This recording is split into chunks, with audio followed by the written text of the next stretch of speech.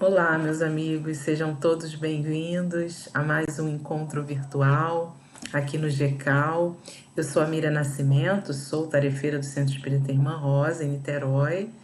Venho a convite dessa casa compartilhar com vocês mais um momento de reflexão. Que Jesus possa estar conosco em nossos corações, aquecendo, as nossas esperanças, iluminando os nossos passos. Bom, vamos fazer a nossa leitura inicial e a nossa prece para já harmonizarmos, com as reflexões que virão em seguida. E a página de hoje é do livro Jesus no Lar, ditada pelo Espírito Nélio Lúcio, na psicografia de Francisco Cândido Xavier. E esse livro traz mensagens belíssimas, e dentre elas, do capítulo 3, vamos ler as explicações do Mestre.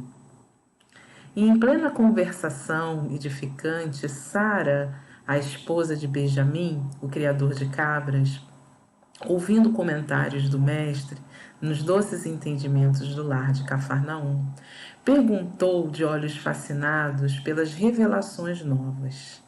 A ideia do reino de Deus em nossas vidas é realmente sublime. Todavia, como iniciar-me nela? Temos ouvido as pregações à beira do lago e sabemos que a Boa Nova aconselha, acima de tudo, o amor e o perdão. Eu desejaria ser fiel a semelhantes princípios, mas sinto-me presa a velhas normas. Não consigo desculpar os que me ofendem. Não entendo uma vida em que troquemos nossas vantagens pelos interesses dos outros. Sou apegada aos meus bens e ciumenta de tudo que aceito como sendo propriedade minha. A dama confessava-se com simplicidade, não obstante o sorriso desapontado de quem encontra obstáculos quase invencíveis. Para isso, comentou Pedro, é indispensável a boa vontade. Com a fé no Pai Celestial, aventurou a esposa de Simão, atravessaremos os tropeços mais duros. Em todos os presentes, transparecia ansiosa expectativa quanto ao pronunciamento do Senhor que falou em seguida a longo silêncio. Sara, qual é o serviço fundamental da tua casa? É a criação de cabras, redarguiu a interpelada curiosa. Como procedes para conservar o leite inalterado e puro no benefício doméstico? Senhor, antes de qualquer providência, é imprescindível lavar cautelosamente o vaso em que ele lhe será depositado. Se qualquer detrito ficar na ânfora, em breve todo o leite se toca de franco azedume e já não servirá para os serviços mais delicados. Jesus sorriu e explanou. Assim é a revelação celeste no coração humano. Se não purificarmos o vaso da alma, o conhecimento não obstante superior se confunde com as sujidades de nosso íntimo, como que se degenerando, reduzindo a proporção dos bens que poderíamos recolher. Em verdade, Moisés e os profetas foram valorosos portadores de mensagens divinas, mas os descendentes do povo escolhido não purificaram suficientemente o receptáculo vivo do Espírito para recebê-las. É por isso que os nossos contemporâneos são justos e injustos, crentes e incrédulos, bons e maus ao mesmo tempo. O leite puro dos esclarecimentos elevados penetra o coração como alimento novo, mas aí se mistura com a ferrugem do egoísmo velho. Do serviço renovador da alma restará, então, o vinagre da incompreensão, adiando o trabalho efetivo do reino de Deus. A pequena assembleia, na sala de Pedro, recebia a lição sublime e singela comovidamente, sem qualquer interferência verbal. O mestre, porém, levantando-se com discrição e humildade, afagou os cabelos da senhora que o interpelara e concluiu generoso. O orvalho no lírio alvo é diamante celeste, mas na poeira da estrada é gota lamacenta. Não te esqueças dessa verdade simples e clara da natureza. E agora, então, meus irmãos, nós vamos fazer a nossa prece, convidamos a todos para entrar em sintonia com o alto. Amado Mestre Jesus, aqui estamos, mais uma vez, reunidos em Teu nome, para celebrar a vida e a oportunidade de, nesta encarnação, estarmos atentos ao despertar das nossas consciências. A Deus, nosso Pai de infinita bondade, elevamos os pensamentos e glorificamos sempre o Teu amor junto a todos os nossos irmãos da humanidade. A todos aqui presentes, pedimos, Senhor, que os envolva com Teu amor, assim como a equipe espiritual que zela por essa casa. Que possamos todos aproveitar deste momento de reflexões, encontrando aquilo que está destinado a nós. Muito obrigada, Senhor, pela Tua onipotência, pela Tua presença em nossas vidas. Que assim seja. Muito bem, meus amigos, então vamos dar início às nossas reflexões de hoje. O tema O Cristão e o Mundo é um tema trazido por Emmanuel, pelo Espírito Emmanuel, no livro Caminho, Verdade e Vida, a psicografia de Francisco Cândido Xavier, onde Emmanuel nos lembra de uma passagem de Jesus, narrada por Marcos, no capítulo 4, versículo 28, que ele lembra que vem primeiro a erva, depois a espiga e, por último, o grão cheio na espiga. Essa passagem ela vem de um contexto onde Jesus reuniu uma multidão. Ele no barco, posicionado no barco, ele reuniu uma multidão às margens do mar, né? E ele ali então começa a contar as parábolas, falar por meio de parábolas. E nós sabemos que as parábolas têm esse objetivo, assim como lá no início, né, da nossa mensagem, Jesus trazendo para o cotidiano daquele povo um entendimento melhor da Boa Nova. Então a parábola também quer chegar, trazer o evangelho mais próximo daquele povo. E esse é o objetivo do evangelho, né? Ser esclarecedor. Não, o consolo ele vem através do esclarecimento. Então, que a gente possa encontrar dentro do Evangelho sempre algo destinado a nós. Que a gente possa trazer isso para o nosso dia a dia, para que o Evangelho tenha a sua função também preventiva, né? Não só ser alcançado por nós nos momentos de dúvidas ou nos momentos de tristezas, de grandes desafios, mas que a gente use também o Evangelho como um grande preventivo para os momentos que ainda virão. Bom, então nessa passagem, Jesus conta a parábola do semeador. Eis que o semeador saiu a semear. E ele conta, né, para lembrarmos, que o semeador joga as sementes ao lado do caminho e que aquelas sementes, como não tinha aquele sólido, um solo muito duro, veio a ave e as aves e pegaram as sementes, né? E ali e nada ficou. E depois o semeador joga então em um terreno pedregoso. Então a semente começa a se fixar, né? Mas ela não consegue, porque o terreno realmente é muito duro. Então ela não consegue ali ficar e crescer, se desenvolver. Depois ele avança para um terreno espinhoso. Então ela consegue se fixar, ela consegue começar a criar raízes, mas quando ela começa a crescer, os espinhos sufocam e então ela não consegue dar frutos. E depois, o semeador consegue jogar as sementes em um solo fértil. Ali sim, a semente consegue se fixar, usufruir dos insumos que a terra oferece, fixar as suas raízes, crescer e dar frutos e se multiplicar.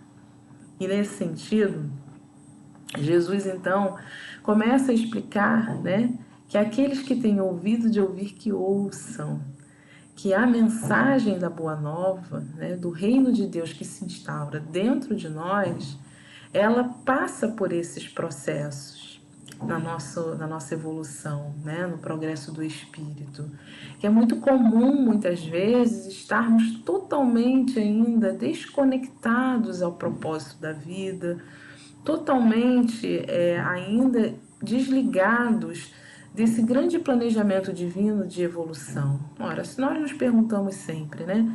O que nós estamos fazendo aqui na Terra? Ah, viemos para evoluir, sim, mas qual é a real conexão que nós temos com essa ideia da evolução? É simplesmente deixa evoluir, deixa chegar, ou eu realmente compreendo esse processo, principalmente quando as vicissitudes chegam, às vezes nos trazendo dor, nos trazendo desafios, né, dentro do âmbito familiar, dentro das questões da sociedade, e nós nem sempre conseguimos enxergar. Então existe aquela semente que mesmo todas as sementes são plantadas, todas são semeadas, né? Não há, para Deus não há diferença, todos têm a mesma oportunidade, sendo criados simples e ignorantes. Mas em algum momento a ignorância nos faz não perceber alguns detalhes importantes, né? E muitas vezes esse solo ele não está ali apto nem sequer a se sensibilizar ou a prestar atenção naquilo que está sendo oferecido de mensagem. Mas existem aqueles solos que ainda endurecidos, muito pedregosos, apesar de começarem a receber aquela mensagem, não conseguem porque as dificuldades, né, ainda há uma distração muito grande. Então, ele acaba não fincando raízes. Eu até desejo, eu até acho bacana, eu até gosto, mas eu não tenho ainda a vontade para realmente seguir em frente nessa semeadura. Depois, nesse solo, que é um solo espinhoso, né, nós até conseguimos nos fixamos as nossas raízes, nós já conhecemos um pouco dessas mensagens, gostamos muito, isso nos faz bem, mas vem então as adversidades, vem então as questões que são correspondentes à nossa condição moral evolutiva, por exemplo, do nosso planeta. São semelhantes àqueles cristãos, né, como vai dizer Emmanuel, que mediante as grandes dificuldades que estão iniciando nesse processo de semeadura e que começam a desistir porque se sentem sufocados pelos questionamentos. E depois ele vai avançar, né? Jesus vai falar do terreno fértil, porque o terreno espinhoso, por mais que a gente tenha crescido, tenha aprendido, a gente não consegue dar frutos e multiplicar isso para a nossa vida e nem espalhar isso, né, para o mundo todo. No caso do terreno fértil, há ali, sim, além dessa fixação das raízes, do crescimento, da evolução, há o florescer, há a frutificação, há um entendimento, uma compreensão, onde por mais que venham elementos que digam para nós, né, que isso não é certo, que isso não vai dar certo, que as coisas são difíceis mesmo, né, que a gente não vai conseguir, nós temos uma certeza absoluta. Nós temos uma crença que é baseada no raciocínio, na lógica, das questões divinas, do projeto divino, né? E então nós nos mantemos firmes, apesar dos ventos, apesar das vezes das intempéries, nós nos mantemos firmes, conseguimos dar frutos e esses frutos são compartilhados com outros irmãos. E aí, Emmanuel, ele vem, já começa, né, trazendo essa passagem da erva, né, que primeiro a erva, depois a espiga e por último o grão cheio na espiga, né, e às vezes a gente já quer a pipoca pronta, mas na verdade tem fases. Há o processo evolutivo, existem fases. Nós temos hoje nós estamos em uma existência que comparada à eternidade é um pedacinho importantíssimo, né? Essa existência é a mais importante que nós temos, porque é um momento que a gente está hoje mais conectado, mais atento, com mais informações e começando de alguma forma a entender o propósito, né, da vida. Então ele vai dizer que ninguém julgue fácil a aquisição de um título referente à elevação espiritual. Não é fácil esse caminhar da evolução. Quando nós nos referimos a Jesus, o Espírito perfeito, que passou pela Terra em missão, ele já não estava mais no processo da erraticidade, né? Ele não precisava mais retornar ao mundo espiritual, passar pelo processo da erraticidade, que é de espírito errante, não no sentido de erro, mas no sentido de caminhante, e retornar ao mundo material para essa evolução, para o aprendizado, para a erva, a espiga e a espiga cheia de grãos, né? Porque ele já chegou a esse momento culminante da perfeição. Mas ele não foi criado perfeito. Então, Jesus passou pelas mesmas etapas que nós passamos, não sabemos quando e como, mas passou, porque é filho de Deus como nós, né? Então, foi criado. Por isso, é um missionário, porque o missionário ele vem justamente falar de algo que ele já vivenciou. Ele jamais poderia dizer o que fazer e exemplificar se ele não tivesse passado pelas dificuldades que nós passamos, se ele não compreendesse o que realmente nós vivenciamos de desafios e as alegrias que são bem-vindas a partir do momento que nós abraçamos também esse caminho do bem, né? Então ele vai falar que não dá para, Emmanuel diz, não dá para julgar.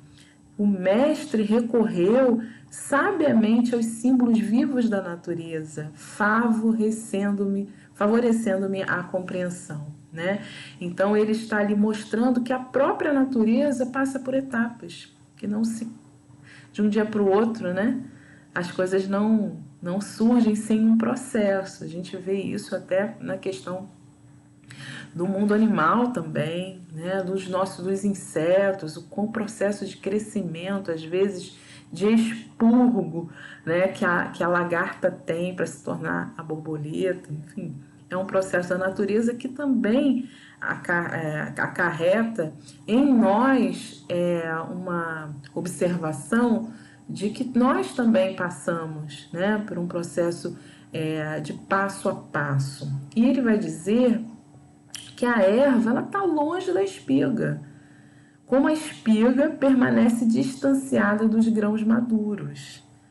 Então, muitas vezes nós sofremos com as questões de estarmos no mundo sem sermos do mundo, né? E que a partir do momento que temos estudando a doutrina espírita, alguns de nós está começando a conhecer a doutrina, simpatizando, né, com a mensagem que o espiritismo traz, e já muitas vezes nos colocamos assim, nossa, porque por que eu não conheci isso antes? Porque se eu conhecesse eu não agiria dessa forma. E às vezes vem aquele sentimento de culpa, né? Vem um sentimento de vazio muito grande, mas com algo pesado, né? Porque não conseguimos compreender naquele instante realmente as condições que estavam ali à nossa disposição. Então ele vai dizer que é preciso entender que existe uma distância. Quando a gente compreende essa distância em nós, é fácil também entender essa distância no outro. Isso ele vai chamar a atenção para isso também, né? Então ele vai dizer que nesse capítulo o mais forte adversário da alma que deseja seguir o Salvador é o próprio mundo. Aqueles espinhos que sufocam, né?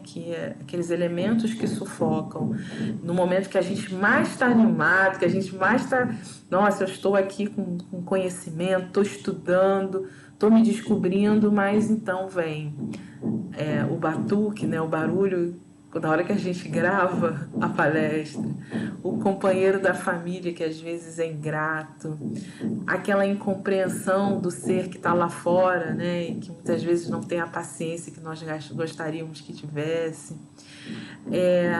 Quando a gente luta muito por algo, casos em que existe uma honestidade muito grande, e parece que o mundo nos responde de uma forma totalmente injusta, E aí a gente se pergunta, vale a pena ser bom?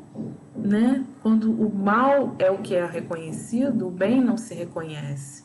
Então são questionamentos que são importantes, né? E são muito comuns. Vemos muitos exemplos nesse sentido de pessoas que optaram, que optaram pelo bem. Eu não vou ter uma atitude desonesta. E mesmo assim parece que pessoas que foram desonestas com elas levaram vantagem, estão em vantagem, às vezes material, às vezes de reconhecimento, e elas que se mantiveram ali honestas, sementes no terreno fértil, parecem que estão ali, não conseguem, estão sufocados, não conseguem dar frutos, não conseguem seguir em frente com a certeza de que fizeram a coisa certa, né? Então, ele vai dizer que quando o homem comum ele descansa nas vulgaridades e inutilidades da existência terrestre, quer dizer, quando a gente está muito distraído nessas questões do dia a dia, naquilo que às vezes nos chama mais atenção, ninguém examina os nossos passos. A gente está no comum, a gente está no mundo comum, fazendo as nossas coisas, né? Mas quando nós optamos, nós decidimos fazer diferente, quando nós nos interessamos realmente por algo que seja diferente daquilo que é comum, aí nós começamos a chamar a atenção. E ele vai dizer que por mais que tenha surgido no nosso coração essa erva tenra da fé retificadora, a nossa vida passa a ser objeto de curiosidade da multidão, né? Então são milhares de olhos que não nos viram antes, nos desviando na ignorância, mas que agora, né, estão nos seguindo atentos, vigilantes ao primeiro passo que a gente der de erro. E é muito interessante, Leon Denis, enquanto ainda encarnado, que escreveu muitas obras, grande divulgador da doutrina espírita, né, contemporâneo de Kardec, apesar de ter ainda permanecido ainda encarnado muito tempo depois de Kardec ter desencarnado, com grande contribuição de muitas obras, principalmente obras que voltam para o ser, né, o ser, quem nós somos, o porquê da vida. E ele sempre vai dizer essa questão desse movimento, né, que aparentemente para nós muitas vezes é muito difícil reconhecer as nossas potências. Temos potências, a alma tem potências e que é preciso reconhecê-las, porque são elas que nos alavancam, né, que nos dão força, que nos dão base para seguir naquilo que viemos dentro do propósito, né, da encarnação, desenvolver. Quando nós temos uma visão de uma única existência, e apesar de sabermos que existe a pluralidade das existências como um princípio básico da doutrina espírita, nós muitas vezes esquecemos, né, e vivemos o nosso dia, nossa, preciso que chegue, né? Que hoje é o final de semana, hoje é sábado, graças a Deus. Nossa, segunda-feira está chegando. E fica aquele sofrimento da rotina do dia a dia, vivendo um dia de cada vez mais como se fosse um grande peso. E se a gente tiver um olhar da eternidade, né, um olhar de que cada momento, a gente imagina assim, companheiros nossos que nesse momento estão nos hospitais lutando pela vida, nos respiradores e com tantas outras dificuldades, né, que abrangem a questão da falência do corpo físico, e que cada minuto para aquelas pessoas é importante naquele momento, para estar com a família, para que o espírito reflita. E nós muitas vezes queremos que o tempo passe, queremos que o tempo voe, né? Desperdiçando essa oportunidade de observar a vida, não a vida passar por nós, mas nós passarmos por ela, né? Com uma atenção específica naquilo que realmente está destinado a nós, que é o crescimento. Então, observar, Leon Denis vai falar da observação, é preciso que a gente observe dentro de nós aquilo que está reincidente, aquilo que está muitas vezes nos sufocando, aquilo que está endurecido, né, que está dificultando a nossa caminhada. E aí, quando Emmanuel vai dizer do pobre aspirante ao título de discípulo do Senhor, né, que ainda não passa de folhagem promissora, e isso em vários aspectos nós podemos estar assim, né? Em alguns aspectos nós já somos, às vezes, até um grão maduro, mas em outros nós ainda somos aquela folhagem promissora, ainda estamos ainda com aquela folhinha crescendo, saindo, né? Igual o pé de feijão lá que a gente bota o grãozinho de feijão quando é criança no algodão para crescer e começam ainda as primeiras raízes, as primeiras pontinhas a crescer e nós ainda nessa folhagem promissora já reclamamos espigas das obras celestes. A gente já quer ser o feijão, né? Pronto, quando a gente ainda está crescendo. Então, muitas vezes, muitos vão exigir de nós isso.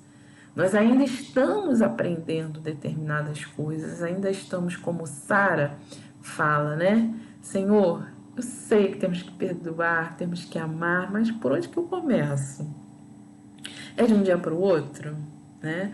E muitas vezes as pessoas vão exigir, porque a partir do momento que Sara está com Jesus, junto com seu esposo e junto com outros companheiros seguindo Jesus, olha lá, ela é seguidora de Jesus, hein? Como é que pode uma seguidora de Jesus fazer isso? Não querer dividir com os amigos, né? Aquilo que ela tem. Como é que pode? Ela está falando, eu tenho dificuldade de perdoar, eu tenho dificuldade de ver que muitas vezes a questão do egoísmo, né? Que muitas vezes eu preciso ter um olhar coletivo, que eu não posso ser um olhar só para o meu lado, para o que me interessa. Eu preciso ter um olhar coletivo, eu vivo numa coletividade. Então, a partir do momento que ela começa a seguir Jesus, ser esse cristão, que é ser discípulo de Jesus, as pessoas vão começar a questionar. Está vivendo no cotidiano dela, tudo igual.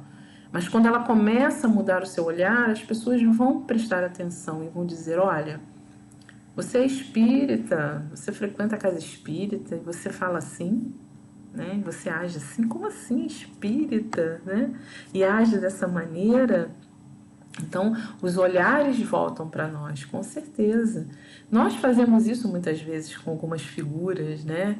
Que nós questionamos, mas poxa, fulano é pastor, fulano é padre, fulano é um líder, né? E quando aquele líder faz coisas que a gente concorda, olha que beleza, nossa, adoro fulano, que ele fala umas coisas muito legais. Mas se aquela pessoa em algum momento, né, falhar em alguma coisa que a gente não tiver lá, como ele diz aqui, a espiga das obras celestes, nossa, nós estamos ali totalmente prontos, alertas também para a sua queda. Né? Então ele vai dizer, conserva-se ainda longe da primeira penugem das asas espirituais. Por isso que ele diz, olha, da distância da semente, né, do grão para a espiga é longa, e da espiga para os grãos maduros também é longa. Há um caminho a percorrer, tanto para a gente como para o outro. Então conserva-se ainda longe dessa primeira penugem das asas espirituais e já lhes exigem voos supremos sobre as misérias humanas. Isso é um olhar muito bonito, né? Porque tem muito a ver com a generosidade. A generosidade é que muitas vezes nos falta em ser indulgente com o outro, em compreender. Kardec, no livro A Gênese, ele vai tratar de assuntos tão bons, tão bacanas, né? Porque ele vai falar sobre Deus, um capítulo sobre Deus, vai falar sobre porque a doutrina espírita é considerada a terceira revelação, né? Ele vai falar sobre o papel da ciência, ele vai falar sobre a gênese das coisas, qual é a origem das coisas. E ele sempre vai fazer uma associação à origem dos nossos próprios sentimentos, para que a gente raciocine sempre que todo efeito tem uma causa. Então é preciso que antes de avaliarmos ou opinarmos sobre algo, que a gente conheça sobre aquilo que a gente está opinando, sobre aquilo que a gente está falando, né? Que a gente conheça pelo menos a gênese, por quê, como é que aquilo surgiu dentro da sociedade. A gente tem visto nesse processo da pandemia alguns questionamentos de quem é a culpa, né? Por se alimentar de animais que podem ter gerado a questão da contaminação, né? De toda essa questão do Covid. E a gente pensa assim, nossa, mas é uma cultura, né? Uma cultura tão absurda de comer animais como morcego, né? E tantos ratos. E para muitos, a nossa cultura de comer carne no churrasquinho, né? Também é absurda. E assim a gente vai percebendo que cada grupo, né, cada nação tem a sua cultura e que nós muitas vezes desconhecemos. O que levou aquele povo a ter o hábito de comer animais que nós jamais aceitaríamos dentro da nossa sociedade? O que levou determinada comunidade a desenvolver hábitos que para nós hoje são simplesmente absurdos, mas que eles insistem muitas vezes ainda por uma questão mesmo de cultura, né? Por entender que aquela é a forma mais adequada a estabelecer o equilíbrio naquela comunidade. Mas nós não conhecemos, né? Nós não conhecemos a gênese, o porquê daquilo, mas queremos opinar. Então, quando nós olhamos para esse ser, que ainda é essa penugem, essa semente ainda crescendo, nós queremos avaliá-la muitas vezes com o resultado desses grãos celestiais, que ele deu o resultado. Ora, o companheiro que vive conosco, a companheira, seja o nosso filho, nosso sogro, nosso esposo, esposa, vizinho, amigo, né, sócio, quem for, que convive conosco e que tem, gente, são espíritos como nós. Tem os seus sonhos, tem as suas dificuldades, tem as suas alegrias, tem as suas conquistas. O esquecimento do passado nos limita e, ao mesmo tempo, nos convida à generosidade, para entender e ver aquele ser como espírito imortal como nós. E qual será a gênese desse espírito? Qual será? A básica nós sabemos. Foi criado simples e ignorante para chegar ao máximo, à perfeição como nós. É amado por Deus como nós. É nosso irmão. Mas ao passar do tempo, nessa trajetória evolutiva, o que efetivamente nós conhecemos desse espírito que convive conosco? Ou daquele espírito que está num posto de liderança na nossa comunidade, que muitas vezes está à frente do comando da família, que está à frente de um cargo público importante, que está nas tarefas da casa espírita. O que efetivamente conhecemos dessa semente, né? Em que fase ela está? Quais são as intempéries que já foram enfrentadas por essa semente para que ela chegasse a esse ponto de ser vista por nós e de ser até julgada? Porque quando ela era uma semente comum, ninguém ligava, mas quando ela ela tomou a decisão de ser discípula de Cristo, ser cristão no mundo, aí ela começou a aparecer. E nós observamos e muitas vezes julgamos e condenamos a criatura no comparativo daquilo que nós entendemos que é o certo, que é o correto, né? Então, é preciso ter generosidade, exigir esse voo supremo, né? Quando ainda nem as asas estão formadas, é como você empurrar um pássaro que mal está ali ainda, que saiu do ovo, mal consegue, né? E você já quer que saia voando, dando os rasantes. Não tem como.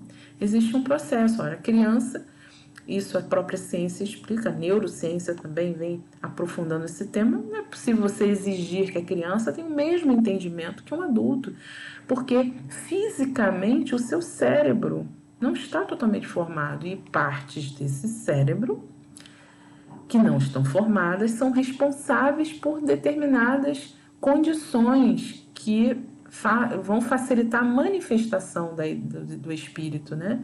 Por isso, a questão do moldar, do orientar, do acalentar a criança no momento em que ela está nesse processo de formação, para que quando aquele órgão estiver na sua total potência, né, totalmente completo a sua formação, ele já tenha uma base, uma direção para poder finalmente se manifestar de forma mais segura. Então ele vai dizer que muitos aprendizes desanimam ao longo e voltam para o lodo, onde os companheiros não vejam, porque é difícil fazer o bem. Às vezes é a sensação que dá é que a gente nada contra a corrente, que parece que mesmo fazendo certo, nós ainda estamos errados. E esse momento de mudança, que nós já estamos cansados de saber que esse é um momento de mudança, né? A crise, ela traz um processo muito interessante no ser humano, né? O desespero. E quando a gente se desespera, a gente às vezes toma decisões impensadas, não é verdade? Então, nesse momento de crise, que decisões eu estou tomando? E a gente percebeu que no momento do mundo, que é o mundo material, a gente está aqui num choque, gente. Ou a gente trabalha ou a gente fica doente. Ou a gente fica em casa e não contamina ninguém, ou se contamina, né? Quebra o ciclo de contaminação, ou a gente paga as contas. Então, a cobrança, né, que vai muito mais além, se você se posiciona contra algo, hoje não há necessariamente uma escuta compreensiva para se debater o problema, mas sim há logo um duelo, não há muita paciência, né? A gente quer falar as verdades, a gente quer impor as verdades, a gente não quer ouvir. Porque a verdade verdadeira mesmo, ela traz paz, ela não traz desavença. Né? Então, talvez a verdade verdadeira, ela a gente ainda não alcance, porque estamos ainda grãos que não são muito maduros, ainda estamos muito verdinhos, né? E aí não temos condição de compreender a verdade. E as verdades vão vindo. Por isso que Jesus vai dizer que a verdade vai nos libertar. Aos pouquinhos, a gente vai percebendo que a verdade não é a que a gente traz com a gente, que a gente fala, que a gente prega, que a gente acha, mas é o que a gente vive de forma saudável, de forma pacífica, de forma que beneficie não só a mim como aos outros também. A forma como Jesus vivia era de compartilhamento de paz, né? Mas ele também trouxe algumas questões que trouxeram a divisão, como ele disse, a espada, né, que trouxe a divisão. E a divisão foi, na verdade, um momento de ruptura com aquele pensamento de quem estava no lodo, acomodado, sem pensar muito na vida. Jesus vem falar, olha, eu trouxe um outro ponto de vista. Né? Ele vai trabalhar isso lá no Evangelho segundo o Espiritismo, o ponto de vista. O ponto de vista, não somos só matéria, somos seres espirituais numa experiência terrena. Existe algo além. Vamos parar para pensar nisso, porque isso traz consequências. E a gente precisa ser responsável por essas escolhas, né? Então, Emmanuel, ele vai dizer que se esquece-se o mundo de que essas almas ansiosas ainda se acham nas primeiras esperanças. E por isso mesmo, em disputas mais ásperas, por rebentar o casulo das paixões inferiores na aspiração de subir, dentro da velha ignorância que lhe é característica, a multidão só entende o homem na animalidade em que se compraz. Ou então, se o companheiro pretende elevar-se, lhe exige de pronto credenciais positivas do céu, olvidando que ninguém pode trair o tempo ou enganar o espírito de sequência da natureza. É muito importante, né, essa reflexão de Emmanuel, porque ela não só vem fazer com que a gente compreenda a nossa própria caminhada, mas também a caminhada do outro.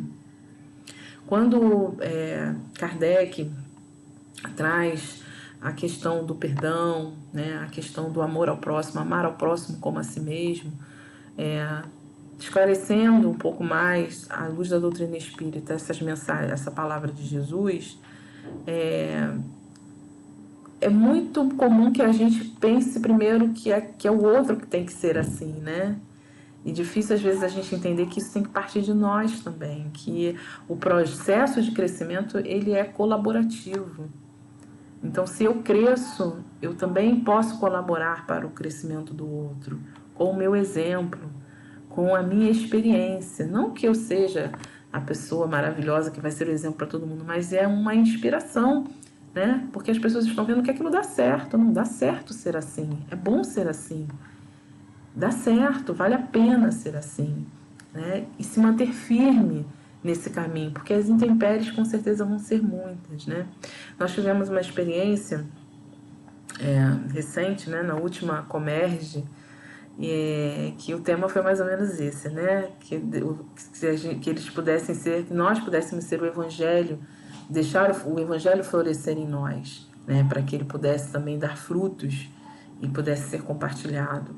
E nós fizemos muitas atividades com jovens em relação à questão da semeadura e principalmente das intempéries, né? O que dificultava o crescimento, o desenvolvimento dessa semente. E aí se falou da família, se falou dos grupos, né? As questões das aspirações, dos planos, das exigências do mundo. E são muitas exigências. Então, muitas vezes, o jovem ou a criança se vê naquela, como ainda iniciantes, mas são cobrados já o resultado daquele grão maduro, né? E isso há, como a gente viu, uma grande diferença. Então, às vezes, há um sofrimento que paralisa e há um vazio muito grande. Há uma falta de perspectiva.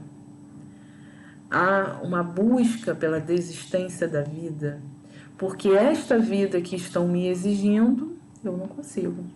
É um salto muito grande. A vida que eu consigo, que eu desejo, que eu posso, é essa aqui, que tem algumas limitações de acordo com o meu crescimento, mas a que estão me exigindo para que eu seja feliz e para deixar os outros felizes, é algo que ainda é muito difícil, muito diferente, né, do que eu posso. Então, é um abismo muito grande e que muitas vezes a gente acaba perecendo porque a gente não consegue, né? Então, esse momento da pandemia faz a gente rever também, assim, quantas coisas a gente hoje já não precisa mais, já não estamos mais, estamos revendo. Uns sim, outros não. Porque estamos voltando já à normalidade, né? Um novo normal que as pessoas chamam. Mas esse novo normal, ele continua trazendo problemas que ainda precisam ser debatidos em sociedade, dentro dos nossos lares. Questões, né, de desigualdade social, questões das relações de respeito com o ser humano. O que nós efetivamente estamos mudando dentro da nossa perspectiva? Ou a gente só está ansioso para voltar, né? Ou a gente já está assim, exausto de tanta coisa virtual, né? A gente escuta isso muito dos jovens. Eu estou exausto de tanta coisa virtual, eu quero vida fora da internet, né? E realmente a gente precisa ter essa saúde, porque estamos percebendo um aumento muito grande, né, da questão da depressão, da questão do desequilíbrio no sentido da saúde mental.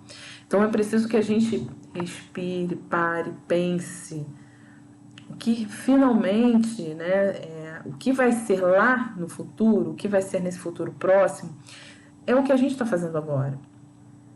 Então não dá para a gente pular, né? Não dá para ter um mundo novo, regenerado, puro, maravilhoso, sem a gente passar pelo que a gente está passando.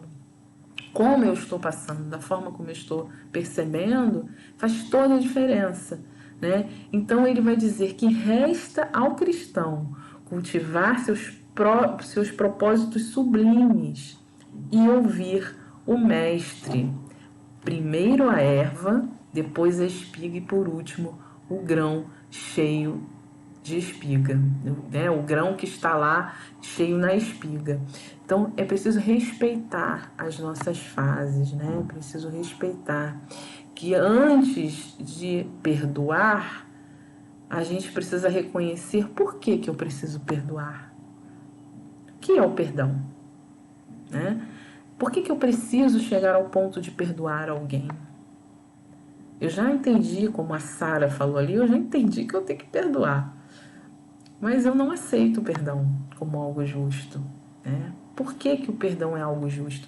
Por que eu ainda tenho que chegar ao ponto de ter que sentir a necessidade de perdoar?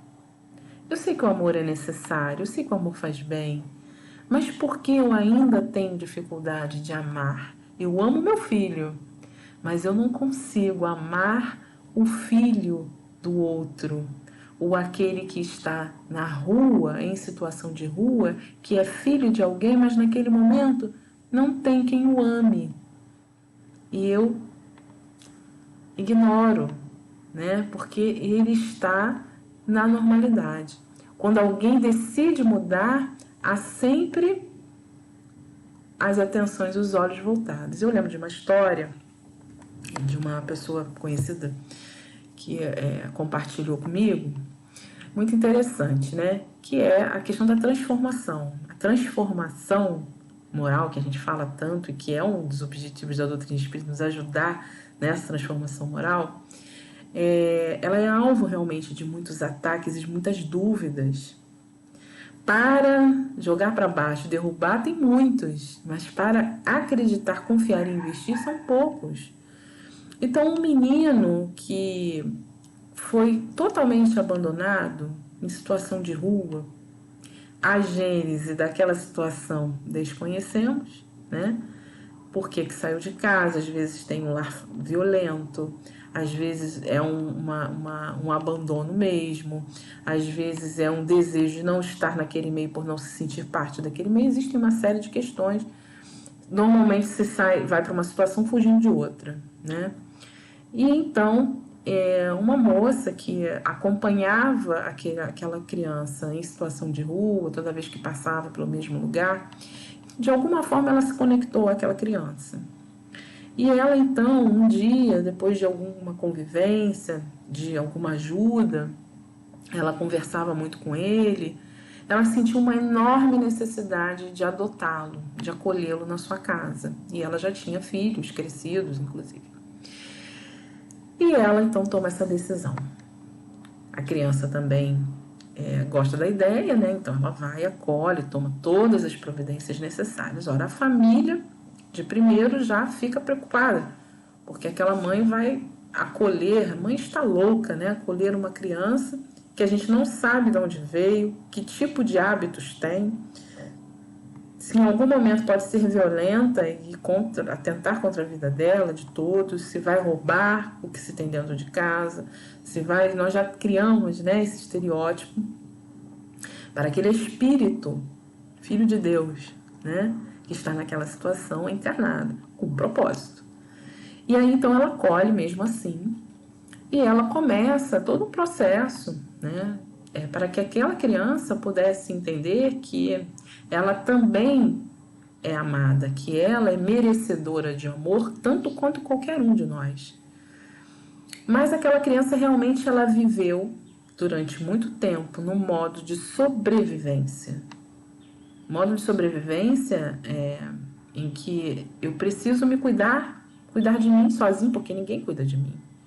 Então, instintivamente, eu vou lutar pelo que eu quero, sem me preocupar muito com o outro, porque eu preciso, naquele momento, focar na minha sobrevivência. Isso a gente vê até com os animais, né? Quando você adota um animal de rua que disputava comida com vários outros, e você traz para dentro do seu lar e você coloca lá, ele vai comer compulsivamente. Né? Eu já passei por essa experiência. Então, se ele vai comer compulsivamente, ele tem comida abundante, mas ele vai comer compulsivamente, porque foi assim que ele viveu durante muito tempo. Então, aquela criança, ela trouxe com certeza alguns desafios diferentes daqueles que os outros filhos passaram, né? Porque eles já encontraram um modo de sobreviver diferente, em que havia todo um anteparo, toda uma estrutura, né? Que fornecia a eles uma certa tranquilidade. Então, o que aconteceu ao longo do tempo, né? Essa criança, ela fugia, ela muitas vezes se envolvia realmente em companhias que não eram bacanas. Ela muitas vezes roubava para poder ter o dinheiro, poder ter a liberdade de fazer o que ele quisesse com aquele dinheiro em alguma coisa. E a família, preocupadíssima, com razão, né?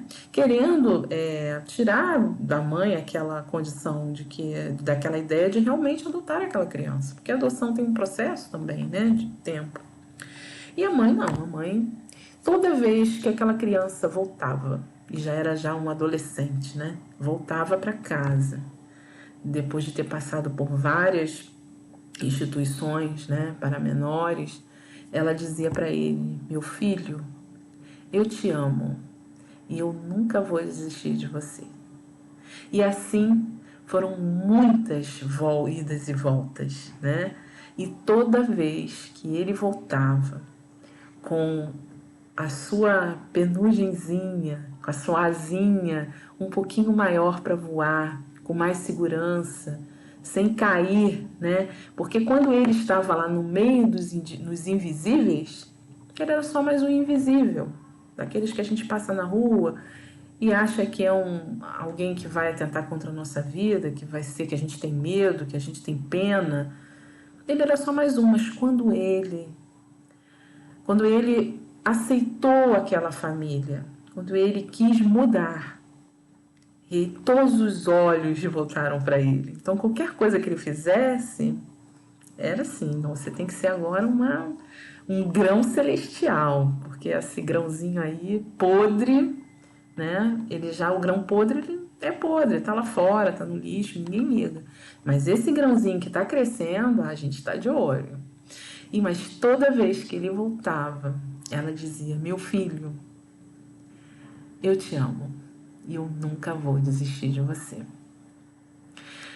Chegou um momento em que ela dizia assim: você vai ser o filho com quem eu mais vou contar mais à frente, na minha velhice. Eu vou ter muito orgulho de você ainda, eu já tenho, né? Mas eu vou ter momentos muito felizes com você e as suas conquistas serão grandes. E eu confio nisso, né? Tamanha era a conexão com aquele ser, que ela também se permitiu. E assim se passaram os anos. E aquele criança, aquela adolescente, virou adulto, estudou, se formou. E hoje é o filho que cuida dessa mãe. Os outros seguiram as suas vidas, cuidando, né, das suas coisas, mas ele ficou com a sua mãe, por gratidão, claro. Mas porque ele também a abraçou naquela missão dele de cuidar, né, de poder também seguir a sua vida, mas também poder servi-la da forma como ela também o serviu. Porque agora ele já é um grão maduro e ele já pode compartilhar esse amor que ele recebeu de uma forma mais segura. Ele já fincou raízes no bem, ele já começou a colher os frutos da sua escolha no bem. E ela sempre pôde dizer: meu filho, eu te amo e nunca vou desistir de você. E é isso que Deus nos diz diariamente, que nos ama e que nunca vai desistir de nós. Então as dificuldades, o desânimo, a revolta, que muitas vezes toca o nosso coração, quando a gente às vezes tem dificuldade de levantar da cama, quando a gente não vê perspectiva, quando a gente se sente aquele grãozinho podre que não vai dar em nada, é Jesus nos alertando para esse processo de crescimento, que às vezes somos exigentes demais, somos perfeccionistas, queremos entrar no ônibus e sentar na janela, né? e não respeitamos o nosso tempo. E aquela mãe, ela respeitou o tempo também do seu filho. Ela percebeu que mesmo, né, se a gente, ela não era espírita, mas se a gente fosse trabalhar no contexto espírita, ela enxergou naquela criança, naquele jovem, um espírito imortal, que mesmo que naquela existência dele, ele não se tornasse esse grão que todo mundo esperava, não importa. O importante é que ele saiu do terreno, daquele terreno do caminho que a semente caiu e a árvore pegou. Ele já passou pelo terreno pedregoso, ele aceitou fincar as raízes, ele encontrou os espinhos e conseguiu finalmente transformar o seu solo num solo fértil. Olha a importância da família e do amor, como é ajudar o outro a adubar o seu terreno, né? Para que ele possa trabalhar as adversidades que o solo tem. Às vezes o solo, hoje a agronomia, né, a engenharia agrônoma consegue trabalhar a eficácia do solo através da observação das suas deficiências. Então esse é o papel, né, dos pais, o papel dos educadores, auxiliar nesse processo. E Jesus, como um grande mestre, aconselha a Sara, né, Sara, limpa primeiro a tua ânfora. O homem velho sai para que o homem novo venha. Limpa, não adianta de um dia para o outro querer perdoar, não adianta de um dia para o outro querer sair amando todo mundo. É preciso que a gente tire aquilo que ainda está reincidente em nós, que a gente realmente queira sair, né, dessa sujidade que ele fala. Quando a gente se compraz no mal. A gente fala do prazer no mal daqueles que são os grandes cometedores de violência, mas nós também nos comprazemos no mal. Adoramos uma fofoca, né? Adoramos, às vezes, soltar um veneno, falar alguma coisa, a gente gosta de julgar, a gente gosta, mas a gente também se compraz no mal, porque o mal é a ausência do bem. Então, onde falta o equilíbrio, falta o bem. Falta a nossa postura diferenciada, né, de não se comprazer com aquela situação. Eu preciso, às vezes, me sentir bem, eu preciso que o outro se sinta mal. Então, trabalhar a questão da autoestima, trabalhar o nosso eu, né? A gente já sabe muito bem disso, né? A doutrina espírita fala isso o tempo todo para nós. Mas esse olhar é um olhar que nos ajuda também a olhar o outro. Então, é preciso respeitar o passo de cada um e se respeitar. Às vezes a gente sofre, se cobra, né? Porque a gente não é isso, não é aquilo, não é assim, que a gente erra, a gente recomeça. Mas isso faz parte. O importante é a gente continuar seguindo firme, recomeçando. Por isso, gente, é que tem a reencarnação, né? A pluralidade das existências é para isso. É para que a gente sempre tenha a oportunidade. Então, essa oportunidade é a oportunidade perfeita, em que tudo veio preparado. Então, essa ideia equivocada que a gente tem de deixar para a próxima encarnação, isso é coisa do passado, né? Quando a gente aprofunda a doutrina espírita, a gente percebe que, na verdade, a proposta é que, nesse momento, a gente realmente invista naquilo que precisa, até para que a gente não crie mais dívidas, né? E que a gente não crie mais problemas no nosso solo. Então, a outra existência, ela será uma consequência natural daquilo que fazemos aqui. Mas não é uma coisa que a gente programa, olha, na próxima eu venho. Isso naturalmente vai acontecer. Se há uma necessidade de focarmos em algo aqui, naturalmente na outra a gente vai focar também em outra coisa. Mas isso é uma coisa natural. E não porque é uma questão de competência. Tudo é planejado, nada é jogado ao além, né?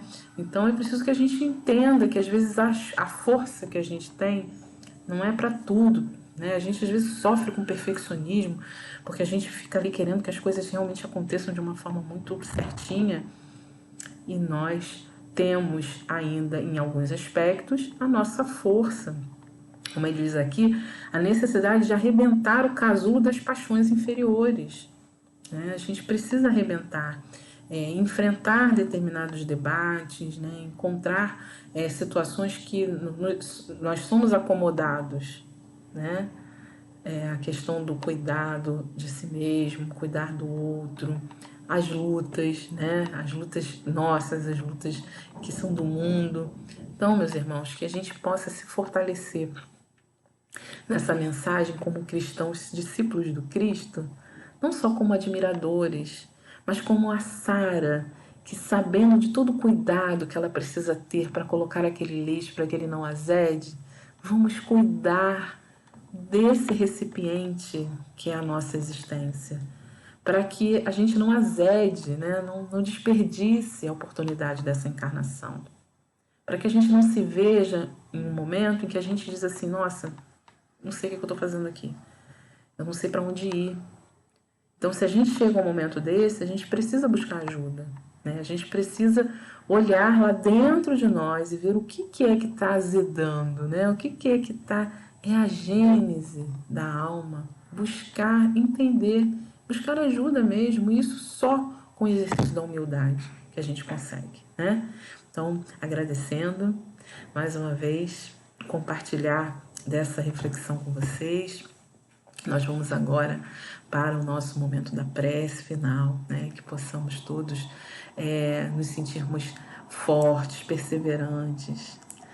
São desafios aos quais nos preparamos, né? Que vieram e vêm e ainda virão, mas que com certeza cada um de nós tem dentro de si a força necessária, que talvez precise ainda ser despertada, mas que tem a força necessária para lutar. Dificuldades sempre teremos, né? Mas as asas já começaram a crescer. Permita-se voar, voar em direção ao caminho do bem. E permita também que o outro voe, né? Que a gente ame mais e critique menos. Que a gente observe que muitas vezes a crítica que a gente recebe também é uma forma da gente observar o que está errado, mas que a gente faça isso sempre com boas intenções, né? Sempre com boas intenções, como aconselha São Luís no Evangelho segundo o Espiritismo. Tudo é intenção. Então que a gente se fortaleça hoje e sempre. Vamos fazer a nossa prece. Amado Mestre Jesus, mais uma vez aqui nos encontramos após essa mensagem que vai ao nosso coração, nos trazendo a esperança, nos trazendo forças nesse caminhar tão difícil, mas também tão bonito que é essa existência terrena. Que possamos, Senhor, nos reconhecermos sempre como filhos de Deus, amados, queridos, amparados. Que todos aqui presentes possam receber os bálsamos benéficos que são irradiados pelos nossos pensamentos, pelos espíritos amigos que nos acolhem nesta casa, mesmo em atividade virtual. Abençoa, Senhor, cada um de nós, que possamos ter sempre a oportunidade diária no bem, e que assim seja. Graças a Deus. Muita paz a todos.